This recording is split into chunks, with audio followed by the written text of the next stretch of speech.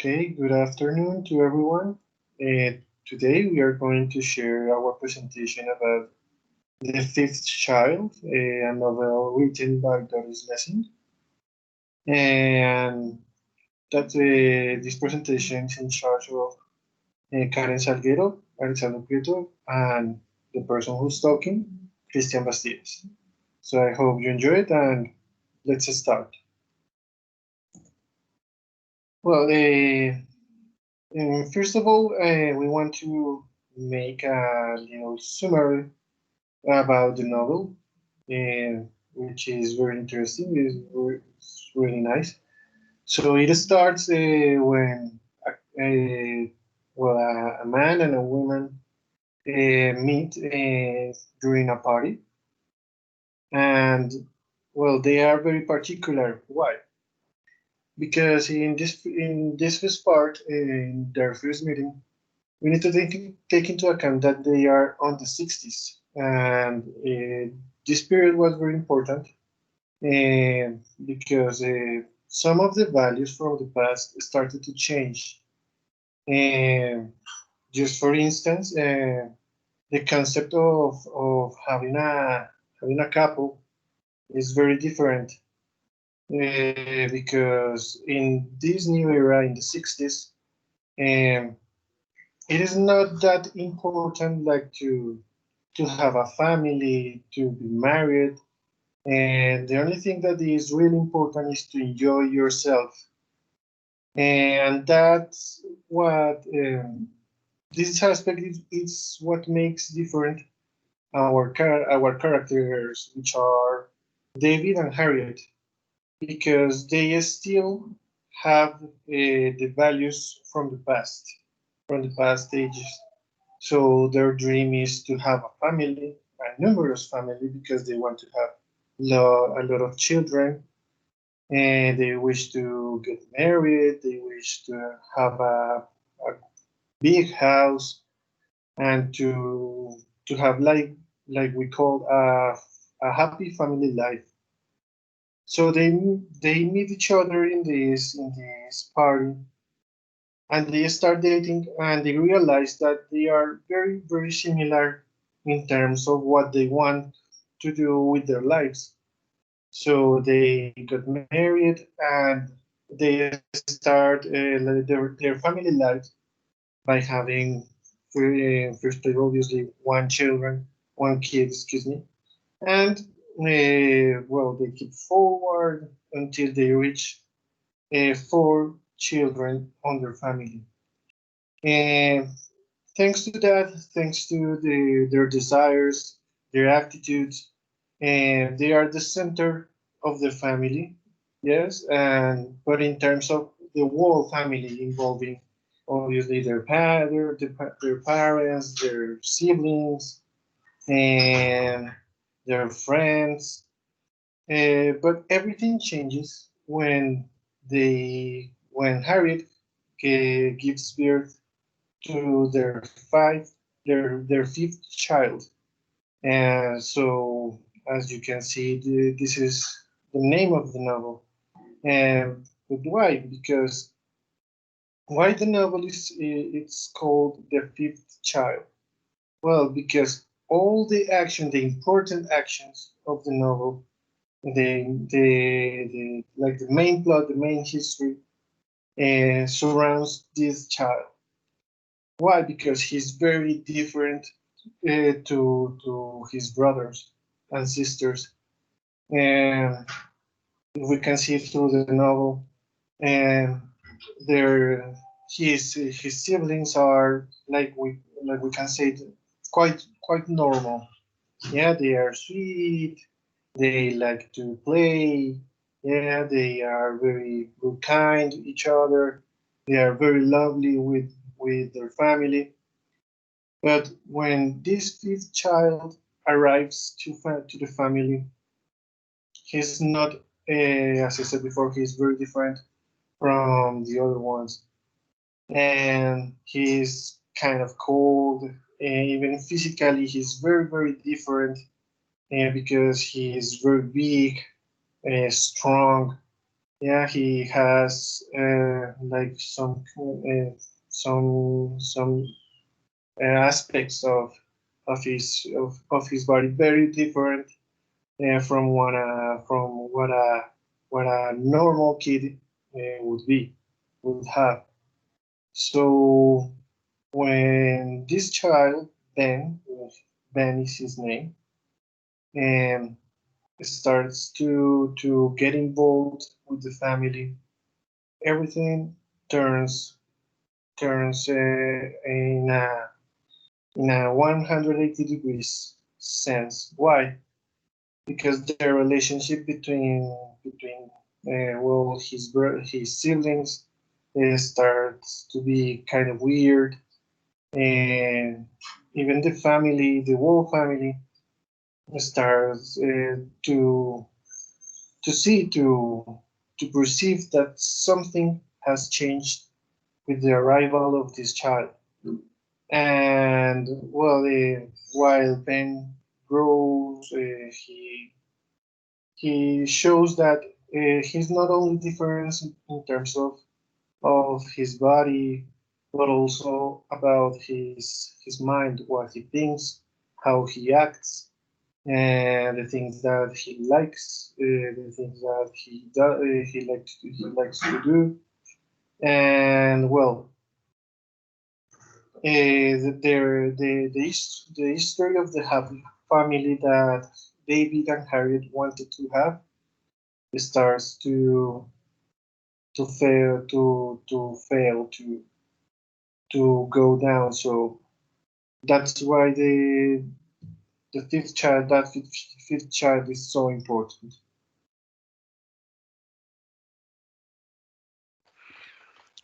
Okay, so now we are going to continue with a video from Doris Lessing. The idea is that you can listen her to her and know a little bit from her.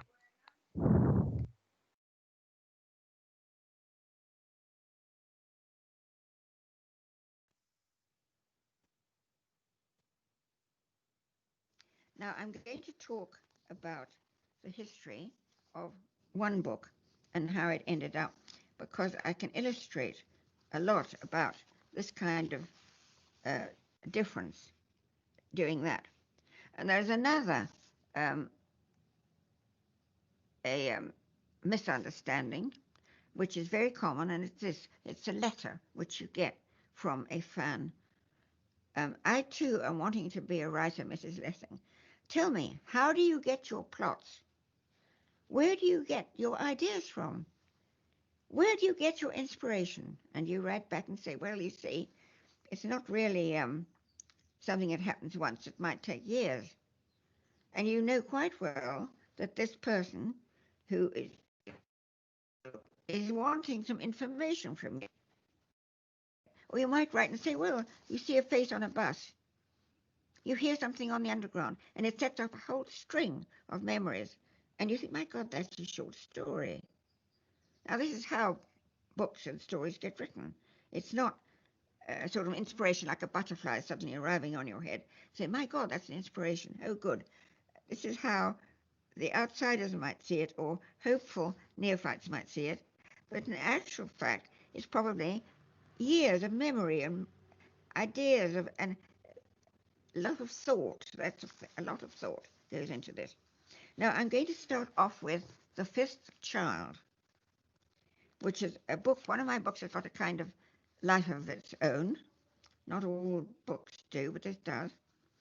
And it's always coming to life again and being reprinted and so on. And I get a lot of letters about it. What I wanted to write, and did want for many, many years, was to write about that folk story about the fairies or the little people. They leave one of their children in the human cradle, and this child grows up as a human and never knows it's one of the little people, or a goblin or a dwarf or anything like that. But the little people know it.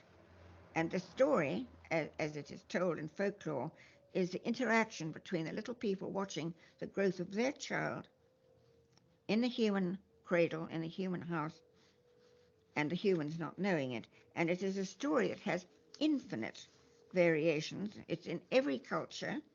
It's in Africa, various places in Africa. Anywhere you go, you say, "Do you have this story?" And they do have it in one form or another.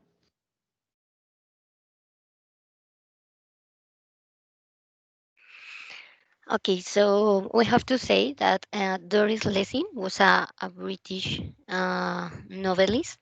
She was born to British parents in Iran, where she lived there until 1925, and her family moved to southern Rhodesia, where she remained until moving in 1949 to London. Um, we have to say that she received the Nobel Prize in Literature in 27. Um, and we say that the Swedish Academy described her as that species of the female experience who, with skepticism, fire, and visionary power, as has subject a divided civilization to scrutiny. So it is very interesting the position of the perspective from her. So we invite you to know a little bit more from Doris Lessing. To continue, in relation to the literary approach, we choose the sociocriticism, especially from the sociology, with the perspective of Goodman, who takes up the postulates of Lukács and Girard. For this purpose, we take as a basis his book Towards a Sociology of the Novel, which was translated from French. Um, so we begin to say that the Guzman thesis is summarized in these words. The novel form seemed to me, in effect, to be the transposition of the literary plane of everyday life in the individualistic society created by marked production. There is a rigorous homology between the literary form of the novel. So Goldman defined it with the help of Lukács and Girard, as we said before, and the everyday relation between man and commodities in general, and by extension between men and other men in a market society. It's very important to remark that he made always a comparison between the literature with the market society. So the natural healthy relation between men and commodities is that in which production is consciously governed by future consumption, by the concrete qualities of objects, by their use value. So this is important, the use value of the objects.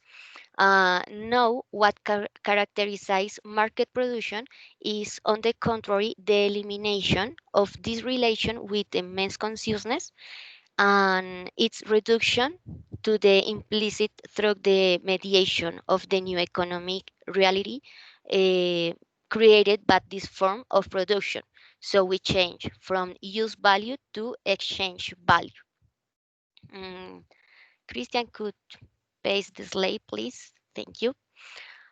So in that way, we say that the novel can be characterized as the history of a search of authentic values. This is important. This is the search for the authentic values in a degraded mode, in a degraded society too.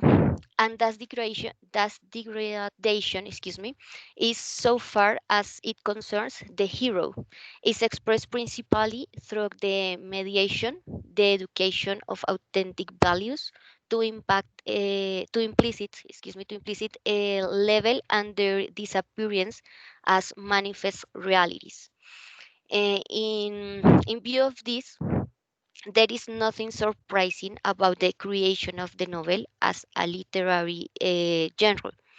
Its apparently extremely complex form is the one in which men live every day when they are obliged to seek all quality, all use value in a mode degraded by the mediation of quantity of exchange value, and this in a society in which any effort to orientate oneself directly towards use value can only produce individuals who are themselves degraded, but in a different mode, that of the problematic of the individual.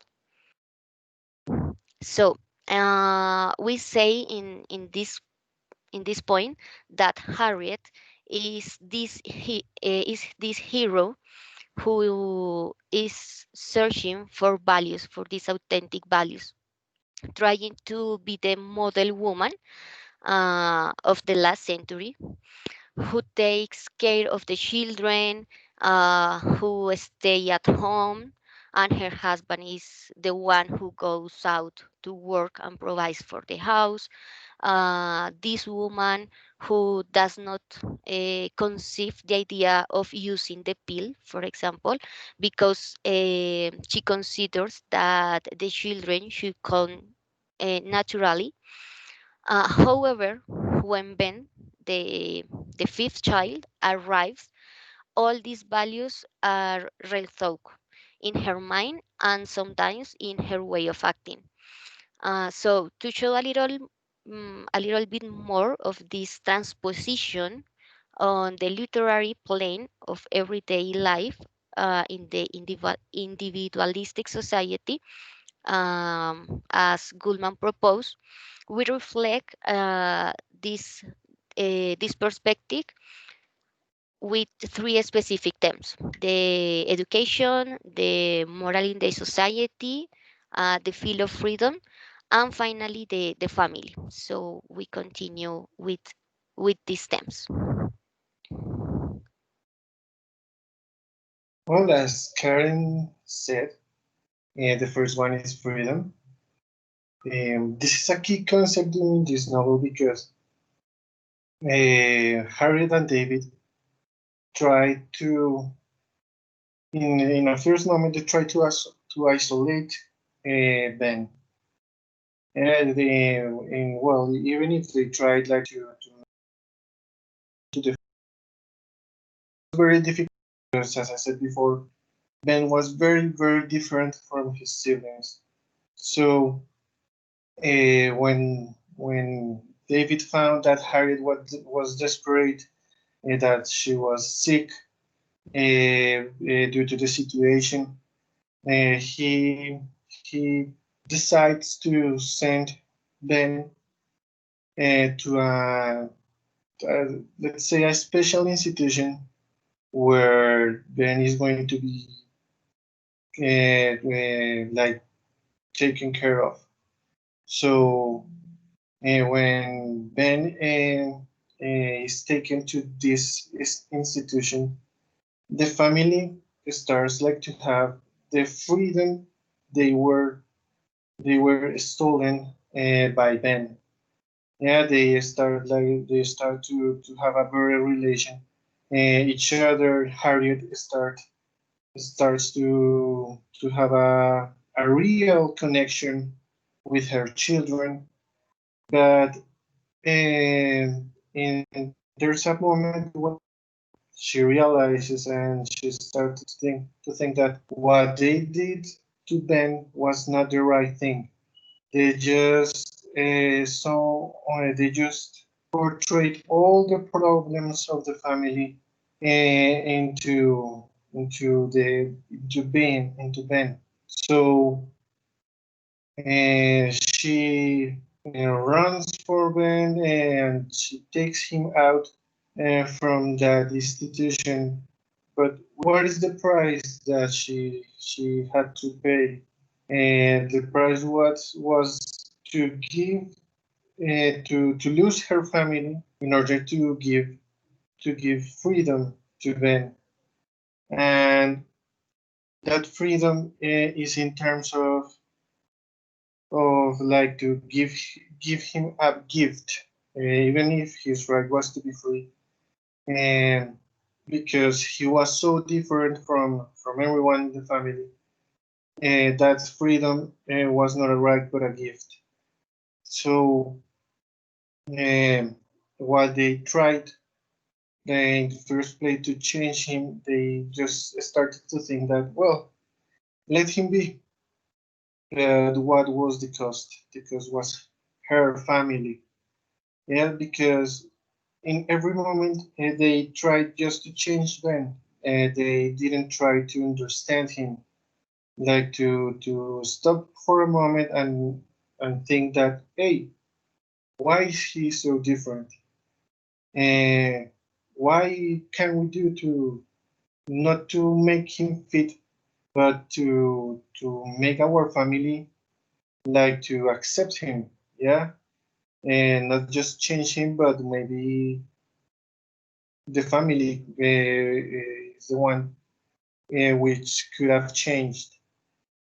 So freedom in this novel is portrayed as a gift, yeah, but also as a like a like a suffering that Harriet has to go through in order to give that gift to Ben. Um, well, as I was saying before, that freedom uh, it had a cost, yeah, because in first place they tried to get rid of Ben, and as you can see in the slide, they they portrayed Ben as so different from them that okay, maybe it is okay if he disappears. If it is okay if we take Ben apart from the family. But as I was saying before, Harriet, well, with her mother instinct, he knows she knows that what they did was wrong. So she takes them back, and the freedom that she tried to give them uh, as the cost or the price of destroying her family. Well, now, like to have a context, a wider context of the of this novel, we need to look into the society of that time. As I was saying in the little summary about the novel, the society of the 60s was focused on hedonism, optimism, fashion, yeah, and it was called the swinging London, and where well all the values from the past were lost, and the people who were still engaged to those values were pretty rare. They were like some kind of aliens because uh, they were like stated into the past. But well, that was not that bad because they just were like reasoned from a different point of view, they with different desires. So this was the the context where Harriet and David met each other. And as you can see, time people started like to open themselves and like to have expectations about the future, not focusing and only to like to keep the norms, like to follow a standard. No, they wanted something new. They wanted new experiences. They wanted to new like to know new ways of thinking. Yeah, as you can see in the pictures, the young people of that time was focused on living the and that's why Harry and David were a very, very, very rare case of a couple. And that's why they were also so beloved by their family because they represented like the not only an ideal, yeah, the ideal of a big and a happy family, but also the ideal that it is a possible dream and to have that kind of life and that everyone can can aspire can get that kind of dream, that kind of goal. And in the novel, late in the novel, we are situated in the 80s. Why 80s are so important?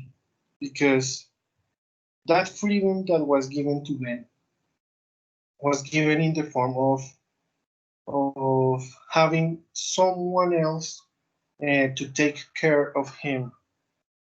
And Harriet and David started to pay a certain person, a certain character, and who is not the best person to be in charge of them. But well, it didn't matter on that moment. They started to pay this person, and this person was very, very linked to this kind of behaviors that on the 80s started to to to spread on England. As you can see in the pictures, this was a decade full of riots, full of rebels, and this is the culture that Ben started to accept. To he starts to identify himself in this kind of culture, in this kind of movements, but not only like in terms of revolution, in terms of seeking something more, something better, but in terms of that behaviors that for his family were considered to be weird, to be wrong.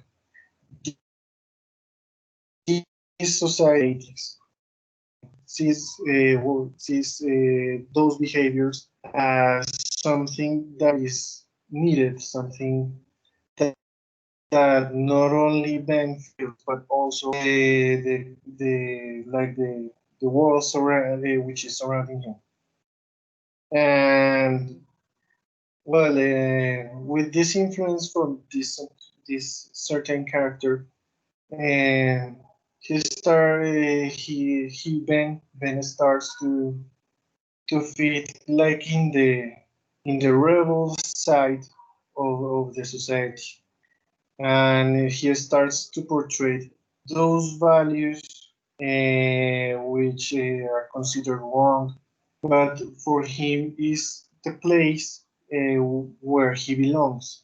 Yeah, the place which accepts him as he is, and this place is not trying to change him. This place is able to accept the whole human being that Ben is. That's why this decade is so important. Well, not only in the history of London and England, but in the history of the which is portrayed in the novel.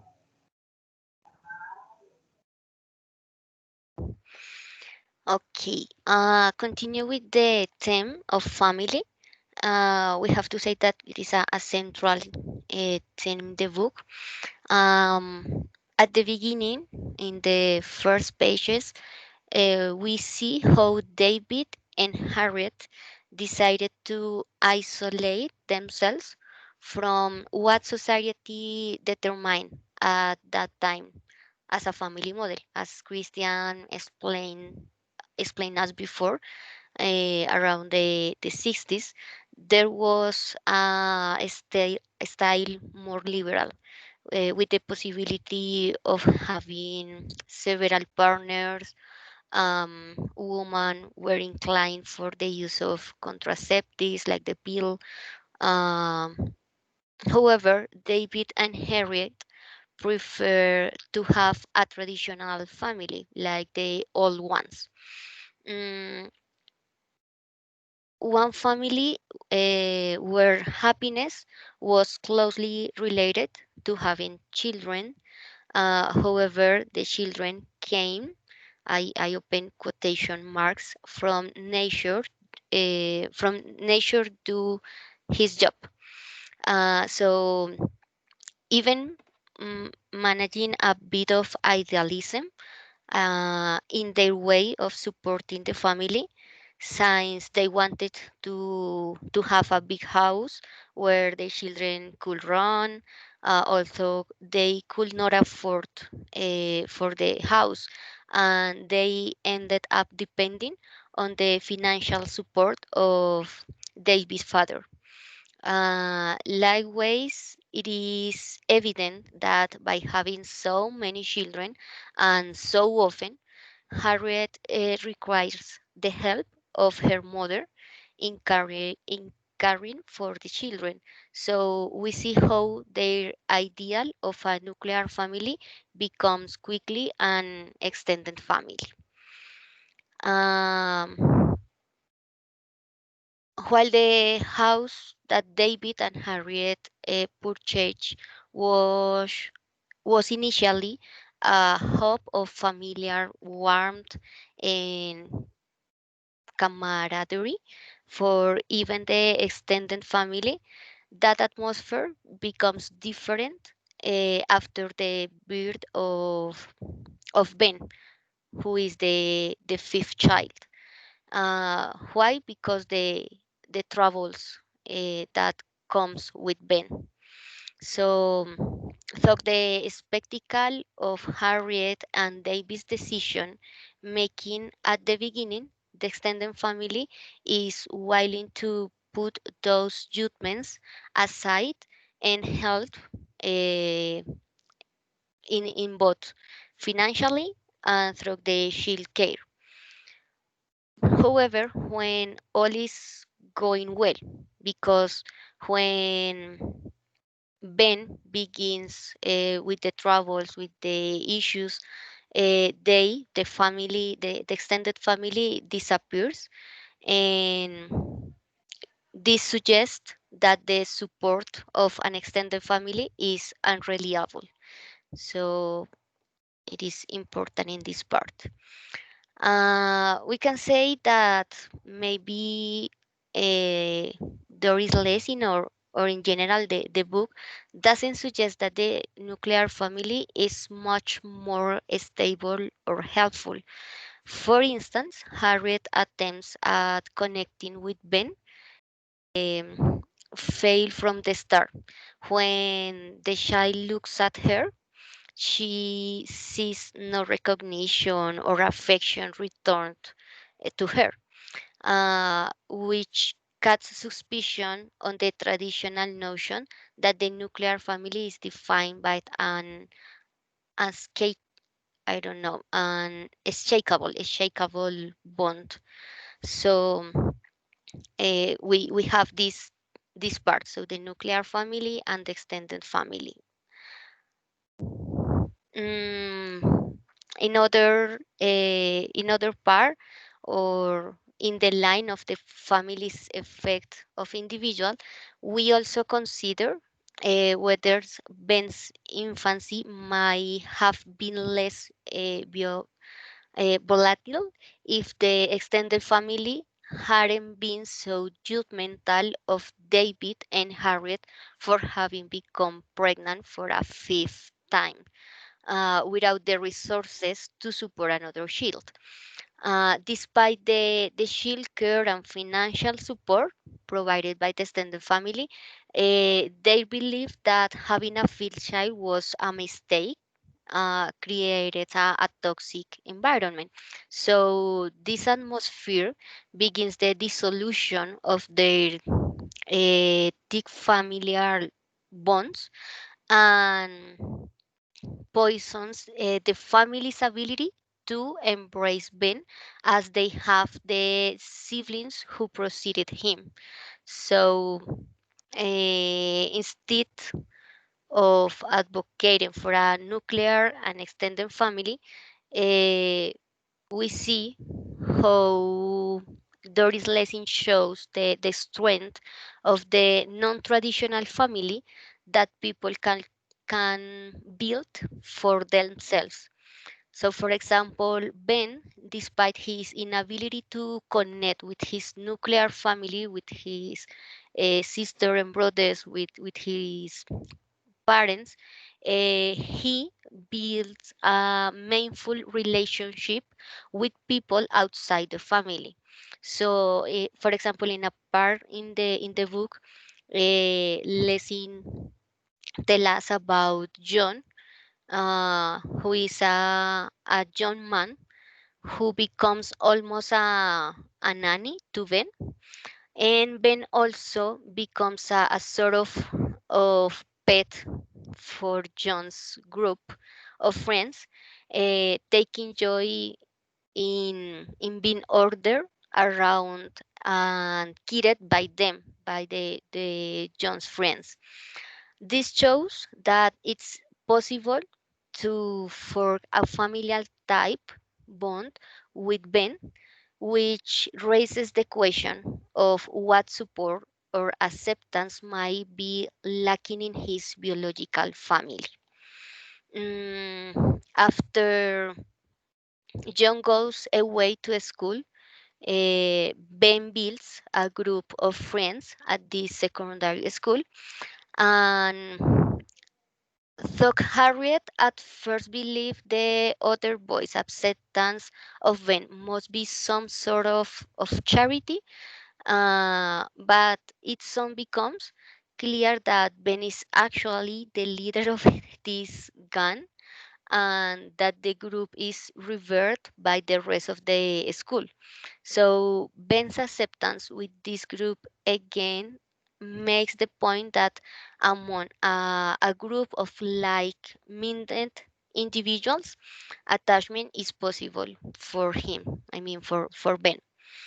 So finally, we conclude um, that, or we can see that versus between biological families and non-traditional families, because Ben has been denied the love and support of his nuclear family, and he looks for um, and finds a non-traditional family which can provide those things for him.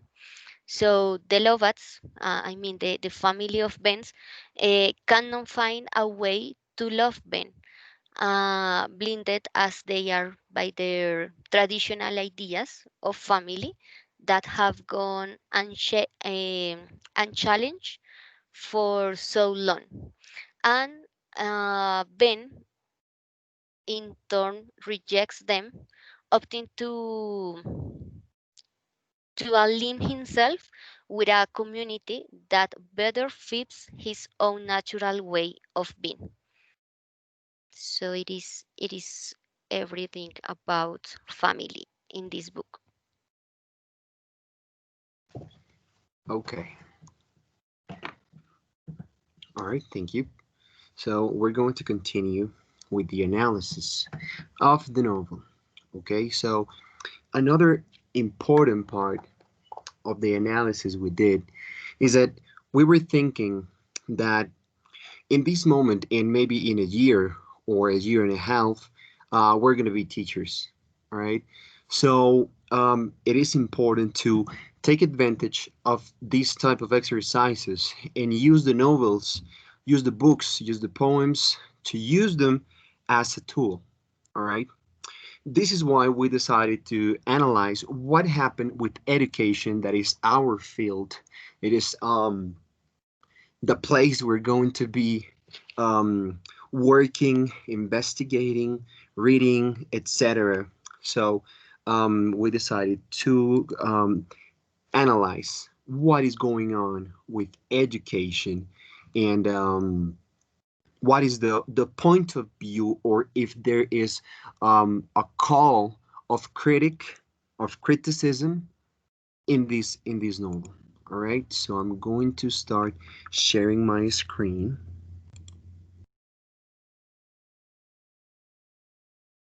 And okay, so education. So in the fifth child, the first thing we want to talk about, it's about rejection of the different. All right. So why rejection of the different? Because we have a lot of these cases in our schools, and I can tell you that even in our even at the university, we're going to find these cases of rejection of something different. All right. So the rejection suffered by the family in his time. So the first thing I want to talk about is acceptance. All right. Why acceptance? Acceptance, where we were talking about that if someone is different, in this case, Ben was a little bit different. It was not completely different from the others. They is accepted, but there is one thing: they didn't included him into the family love, the family structure, sorry, or the educational structures. They said, okay, you can come here, okay, you can be part of our family, but we don't like you. All right. So that is one of the first things and one of the complicated parts of this novel that we can see. It is shown in our daily life, right? So as you can see right here, we can say that we become the monster we criticize. Why is that? We know that the novel, the image of the couple of David and Harriet, you can find it in the page number 9, I think. If I'm not bad, they will say that the author will say you, look, this is a couple that is it represents the idea of a couple of the 1920s. So if you analyze, it's a couple from the 1920s located in the 1960s. It means that you're going backwards. It's anachronic. So what happened? So they are trying to accept and live with the values and with the lifestyle from like 50 years ago. You see? So what happened? Of course, 1960s, everybody is just trying to figure it out what another ways of liberty they want to live. They want to change things, revolutions, ideas, etc. So what happened? Everybody would say like, hey, what is going on with this couple? What is going on with David and Harriet? They crazy? They're telling us that they want to have a lot of kids, that they want to live in a beautiful place as 40, 50 years ago. That's not possible. Everybody was telling them like, hey, we're in the 60s. So this is a time to change. This is a time to evolve. But what happened? So it means that at the beginning, they were the margin couple, you see? But what happened after this? They became the monster that they criticized. And is that they did the same with Ben. What happened? They decided that Ben was not similar, was not acceptable for them because the idea of a family, the idea of a son, it was not fitting with Ben. So they decided to margin him, to reject him. You see? So that is one of the complicated things. And is that well, we criticize and we said, yes, that's not possible. That's incredible that it's happening right now, but they're doing the same. They're rejecting their own son, as society did with them. You see? So what are the consequences? What are the consequences of this? Of course, as I told you, we wanted to make create a connection with the school. So what happened with Ben? you're going to see that Ben is going to be tired of all that situation, going to be accepted in the streets.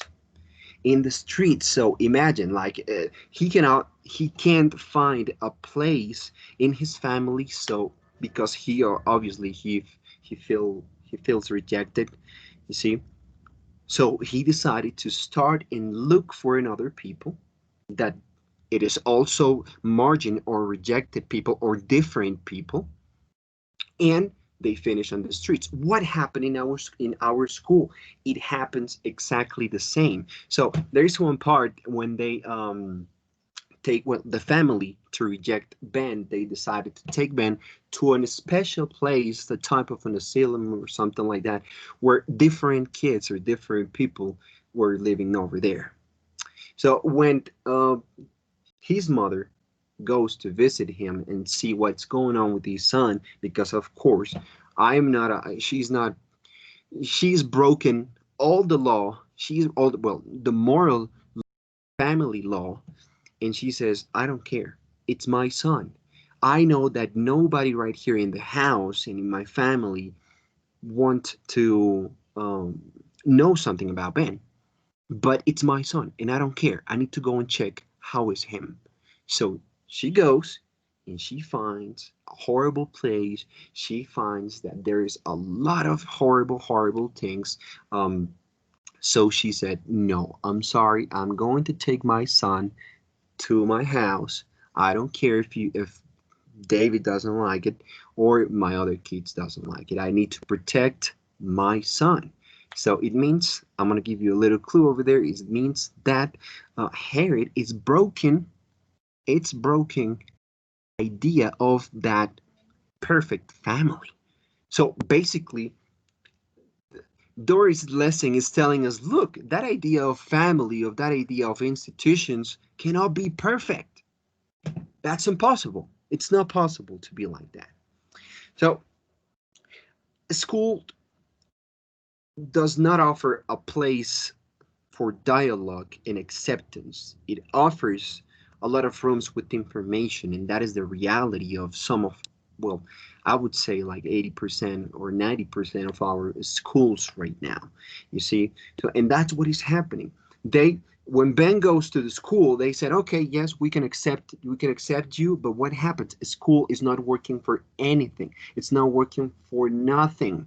It's not helping. He's not going to learn anything. You see?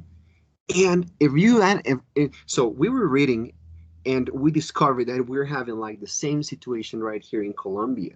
And this is why we wanted to use the opportunity to read this novel, read The Fifth Child, because well, Doris Lessing, it's like an amazing political activist, and she does not leave the educational aspect aside. She's talking about education and how school is not working for him. Why? Because he is not like the others. His ideas, his behaviors are not the same like the others, so we don't really care. And if we think we're going to find the same situations right here in Colombia. You're going to figure it out that, for example, people with special needs, in the paper you're going to see like, oh yes, the government of Colombia and the educational minister are accepting and including people or kids with special necessities.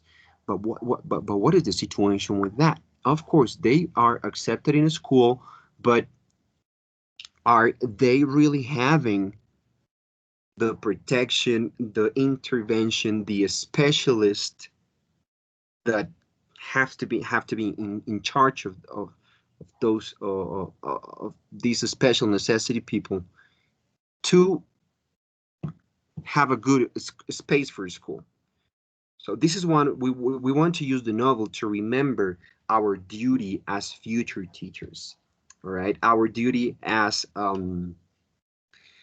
we're going to be in charge of a lot of kids, and we're going to find a lot of different minds that you can see right here in the image. The idea is not to tell them, is not to take their freedom, their ideas, and cut them, but we need to support them, you know?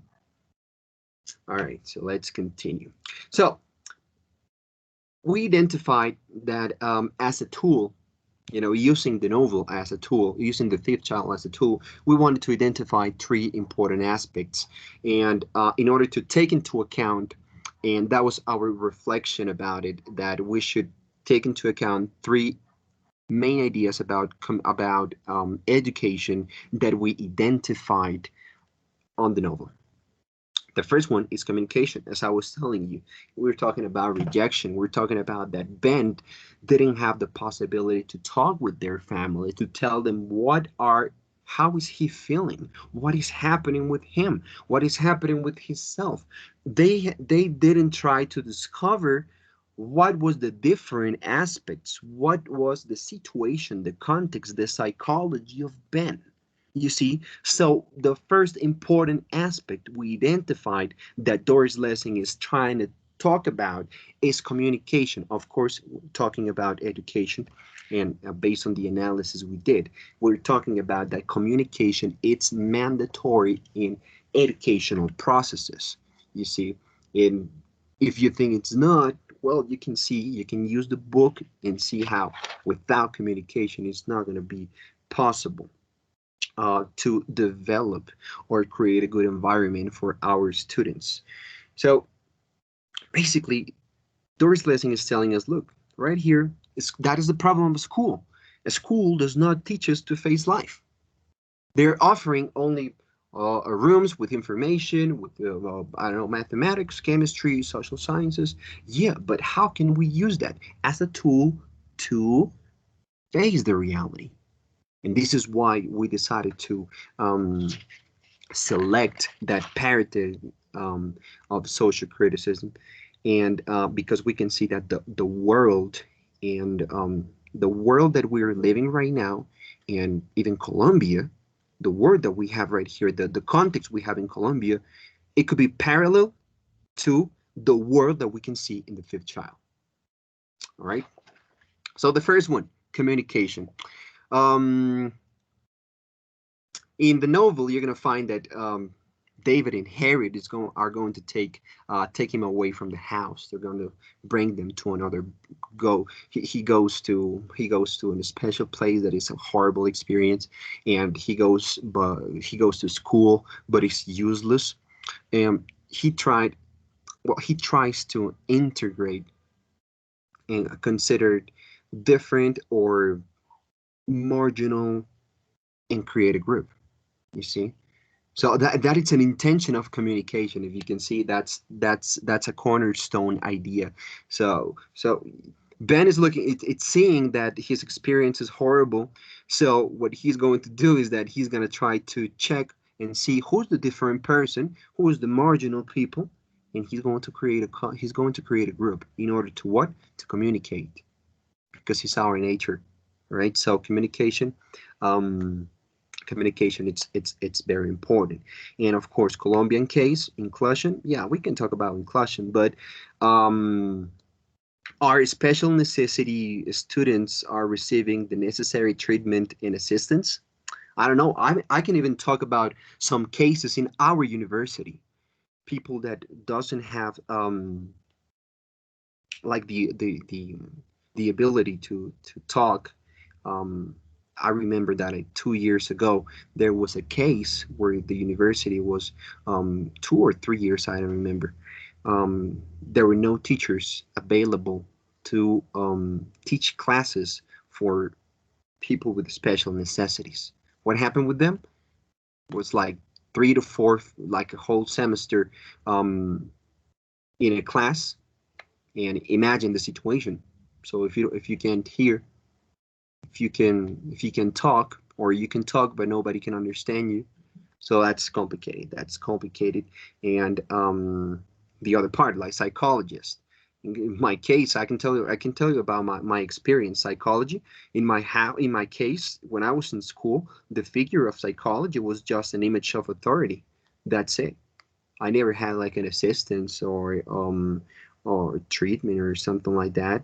Well, I don't, it was not necessary, but I don't remember any of that assistance, and that's what happens right now in school. So if as you can see, that situation, it could be related, and we can create a parallel between that world and our context, right? So in this case, we're going to talk about push away what doesn't look like us.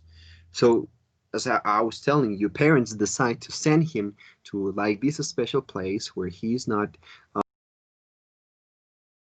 like close to them, like reject him. He's not going to be part of us, right? Because he doesn't fit, because he doesn't behave as as we do. Um, he is not accepting our rules. He is not accepting our values. He is different. So in consequence, he has to be far from us. And this, even we can see that they use drugs in that place. In that place, they dope him, control him with drugs. So we're talking about that they're trying to eliminate and neutralize his reasoning processes to turn him into like a type of zombie. It's like eliminate what he is because he does not act or think like the others. So that is one of the hardest and most complicated parts in terms of the experience of Ben, is that nobody is accepting him and everybody wants to change him, to take his nature and his problems, his ideas, and everything, and said, look, you can't be like this because the way we want you to be is this. So that's not possible. That's not possible. And the complicated and the worst part is that today we can see it in our schools. We still have schools where they tell you that you have to believe in God, that you have to believe in this religion, that you have to read this holy book. We're not talking about exactly drugs. Well, that I don't even know. But what I can tell you is that we still have schools where that if you want to be part of the school and if you want to continue in this school, you need to be part of a church. You need to be part of a religion. You need to believe in something that we want you to believe. So they want to eliminate what the students are. So it's like very similar. They want to change Ben because he's complicated. He has like a strong personality that maybe you can fear a little bit. But what happened with that? Just because he's not like us, we have to change his nature? Of course not. So the second aspect we identify like mandatory in educational processes and that Doris Lessing is pointing out is think. So the first one, remember, the first one was communication. Then we have think. And of course, this is the message from a strong activist as Dorian Lessing. So I can show you control and medications. What type of tools are they using? What type of tools right now, nowadays, are schools using to control our way of thinking? What type of control tools are they using to let us think as they want, as the system want? Well, there you have it. We don't have drugs like in the novel. We have Facebook. We have Instagram. We have well, the social media in general. We have smartphones, all right? Or do you think that all what you do is it's a decision that you take by your own? Of course not. What we do in a daily life, it's influenced by all the context that you are surrounded by. So this is another aspect that we want to highlight, that we analyze, that Doris Lessing is trying to communicate, is that we need to think. All right, we cannot try to tell somebody how to be, how to behave. We need to accept, understand, try to talk, make agreements, and live with the difference. So think it will be the second important aspect of the educational analysis we did into the novel. All right, very good. So we have talked about individualism. Of course, here we're talking about individualism, acceptance and integration of the difference. It's a necessity. We cannot think that nowadays we are only one person and the rest doesn't matter. In the case of the novel, it means that you need to sacrifice. What type of sacrifice? I can give you an example with the novel. You're going to see that Harriet is going to sacrifice the style and idea of family to take care of Ben because he's her son.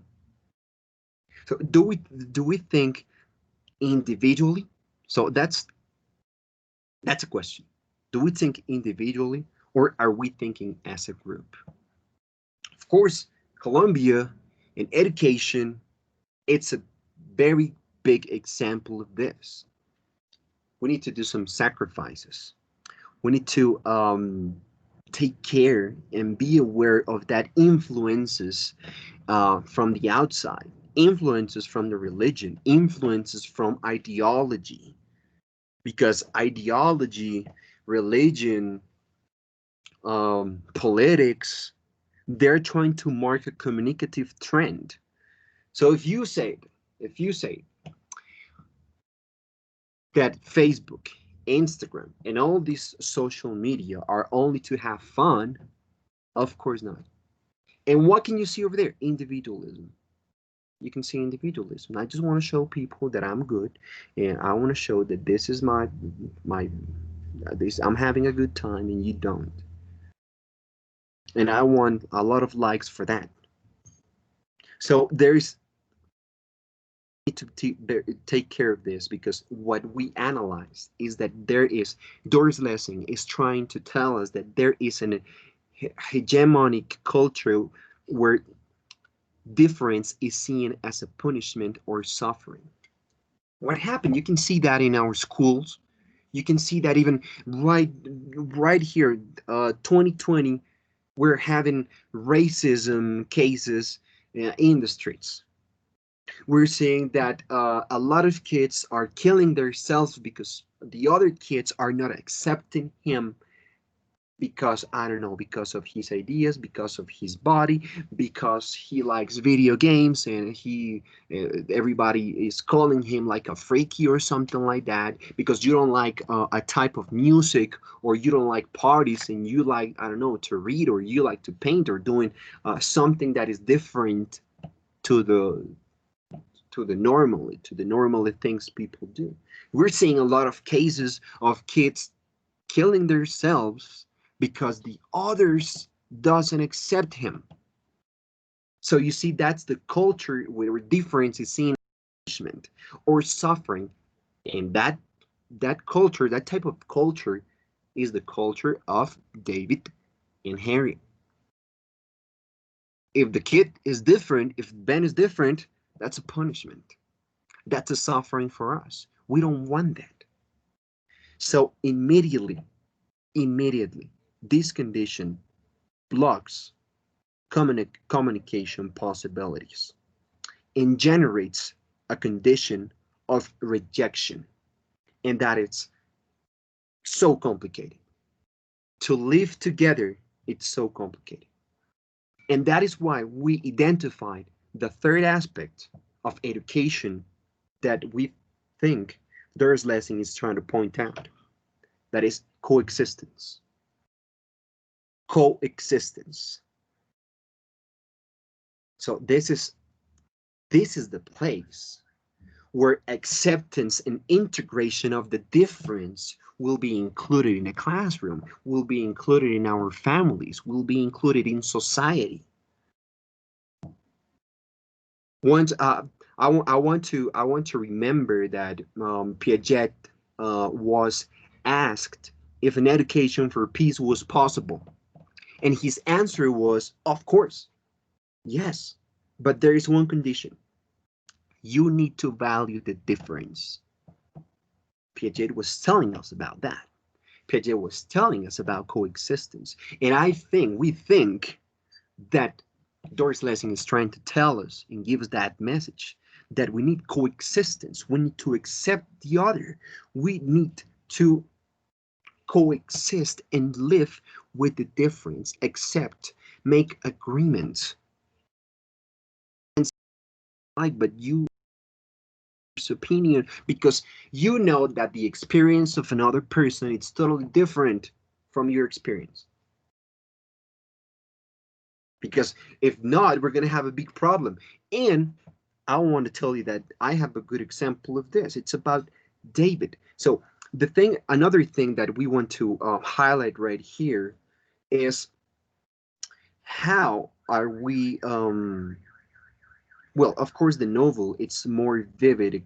It's a more vivid experience if we use it to think about our context. So this is why it's like the world of the novel. It's like a perfect parallel of the world we're living right here, right? So it's like it was amazing. It was amazing. So how, and the other thing is that how are we building our expectations based on what? What is your expectation of your family? What is your expectation of your future at the university? What the expectation you have from a couple? You see, if we can see, we're going to talk about David.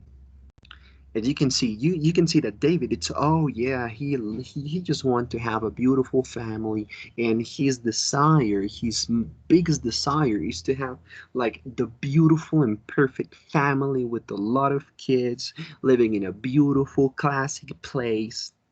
But what happened? If we read the novel, we're going to see that uh, what David it's projecting is all what he lacked as a child. David's family, David's family wish, it's not pure. You see? So that is complicated. It's like, yeah, I have the idea of a perfect family, but it's that a pure desire? Do you think that's what you really think? Do you really want to have? Or behind that, what you want to do is like to fulfill in what you lacked as a child, because he had a very complicated life, family context and complicated life situation and everything. So he decides that that could be an egocentric decision, don't you think? So that's complicated. There's an interview of Rosa Montero. I think you know her. Rosa Montero makes an interview to Doris Lessing, and Doris Lessing says something very strong. She says, in her words, like, I cried blood writing the novel. She cried blood. When she's telling us that, it's like it's like that's the complicated part. How are we building expectations, and how are we living our lives? And in this case that we're talking about education, we definitely identify those three aspects in the novel as a hint and suggestion for our role as teachers.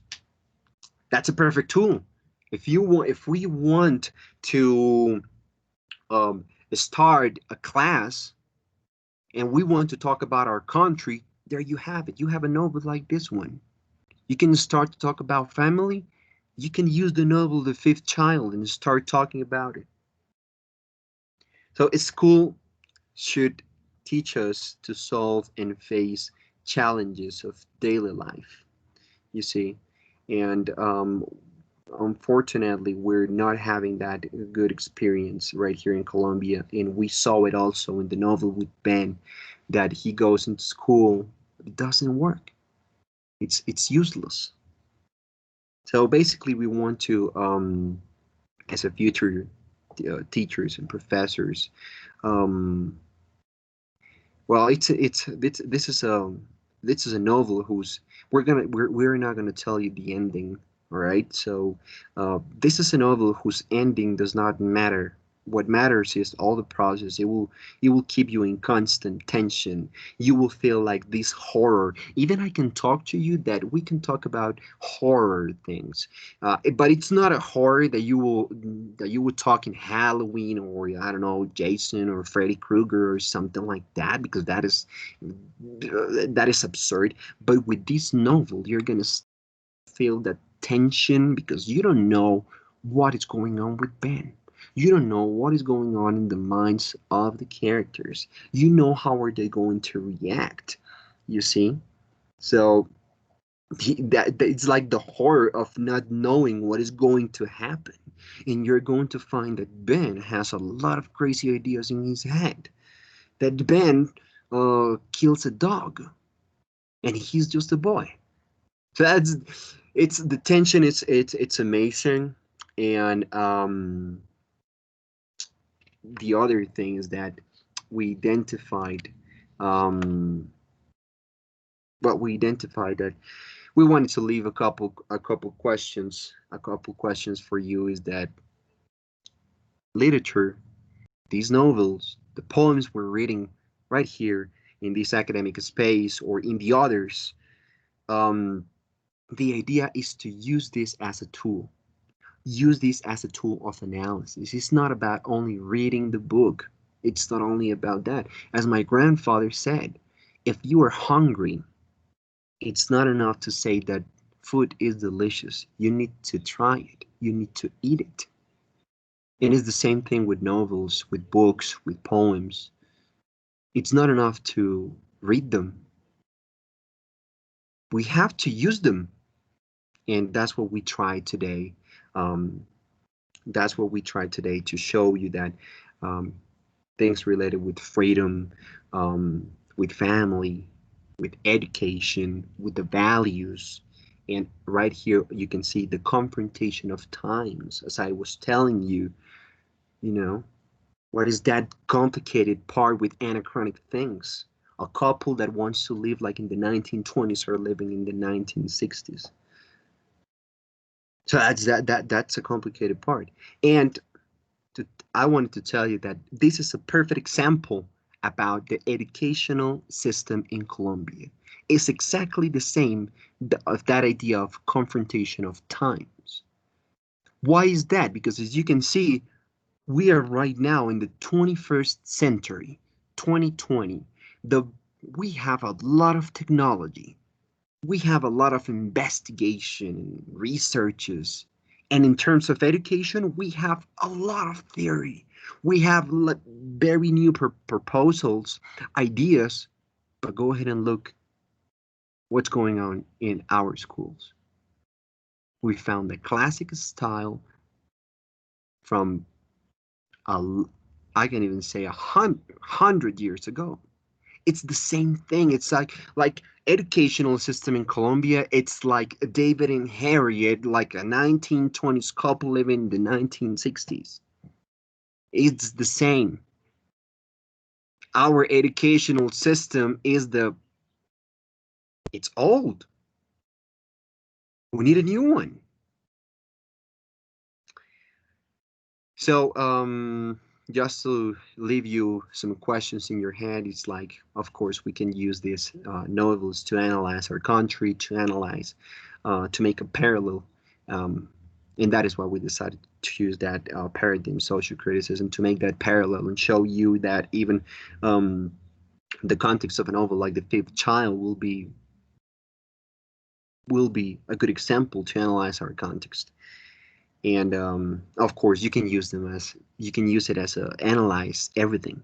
Try to use them as a tool to analyze politics, for example. Can you think of who would be the Ben of Colombia? Do you think there is a Ben of Colombia that is killing him and it's making him crazy? Well, I don't know. I have an opinion about that, but it's not the moment. But I would like to leave you the question, in your mind. You see, and the only thing we wanted to do is like motivate you, show you that we can use novels to use them as a tool to analyze and understand things from literature, using literature, right? And finally, just to try to motivate you when we read the novel, we see that there are a couple. For example, there's a movie that is called Rosemary's Baby. It's a horror movie. It's similar. It's not the same. It's not based on this book, but it's kind of similar. So you can check it if you want. And even I want to tell you something. If you decide to read it and you want to continue reading, uh, there is well, the author wrote another book a couple years after that that is called Ben in the City. So if you want to know what happened with Ben, that he was a little kid in the fifth child, what happens when he grows up? So you can check all of that in. It's going to be amazing. You're going to enjoy it.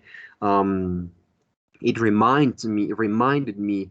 I don't know if you remember the fall of the House of Usher, like those description of places and read the place and imagine easily. This is a very good novel, and it is a good example that life and life and literature are indivisible fields. That is what literature it's about. Literature is part. It's definitely part of our of our life of our life. So that was what we wanted to tell you. And in terms of education, it's like we see this fully reflected in our educational system. The Victorian family ideal is the methodological representation of our school. Despite of living on the 21st century with great pedagogical and educational innovations, we continue with old curricula and outdated methodologies and structures of thought structures of past times. All right, so that was it for the fifth child in our analysis. I hope you enjoy it. I hope you like it, and I hope you have like a lot of questions and ideas in your mind with this presentation. So thank you very much for your attention and have a good day.